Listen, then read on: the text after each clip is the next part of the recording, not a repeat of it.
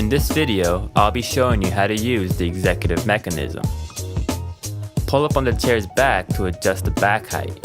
The back will return to its original position once you reach its highest point. The lever closest to the back of the seat, located on the right side, adjusts the backrest angle. Pull up on the lever to unlock. Lean back or forward and push the lever down to lock it again. To adjust seat height, press up on the middle lever located on the right side of the seat. Use your body weight to lower the seat, or lift your weight off the seat to raise it.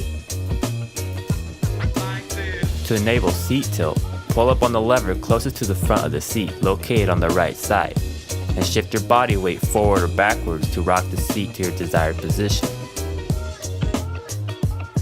To adjust the micro pitch shift, lift the seat tilt adjustment lever to put the control in rocking mode, then shift your body back.